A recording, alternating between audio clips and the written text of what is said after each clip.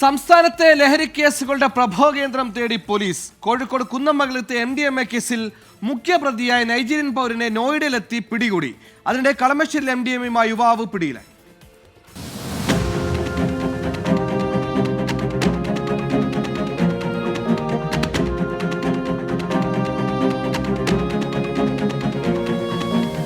കുന്ദമംഗലം കാരന്തൂരിലെ ലോഡ്ജിൽ നിന്ന് MDMA പിടികൂടിയ കേസിലെ മുഖ്യപ്രതിയാണ് പോലീസിന്റെ വലയിലായത്.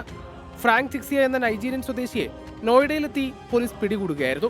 നേരത്തെ പിടിയിലായ ടാൻസാനിയൻ സ്വദേശികളിൽ നിന്നാണ് ഫ്രാങ്ക് ചിക്സിയെക്കുറിച്ച് പോലീസിന് വിവരം ലഭിച്ചത്.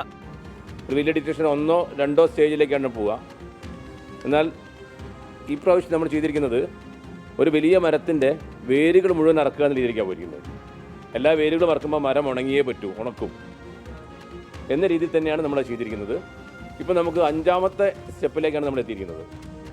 ജനുവരി 21 നടന്ന പരിശോധനയിൽ 227 ഗ്രാം MDMAയുമായാണ് മുസമ്മിൽ, അഭിനവ് എന്നിവർ പിടിയിലായത്. ഇവരെ ചോദ്യം ചെയ്തതിലൂടെ മുഹമ്മദ് ഷമീൽ എന്നയാളിലേക്കും തുടർന്ന് ടാൻസാനിയക്കാരായ ഡേവിഡ് എൻഡമി, അത്ക ഹറൂണ എന്നിവരിലേക്കും പോലീസ് എത്തുകയായിരുന്നു. അതിനിടെ 4 ഗ്രാം MDMAയുമായി ആഷിഫ് എന്നയാൾ കളമശ്ശേരിയിൽ പിടിയിലായി. ഓപ്പറേഷൻ ഡി ഹണ്ടിന്റെ ഭാഗമായായിരുന്നു പരിശോധന. 24 കോഴിക്കോട്.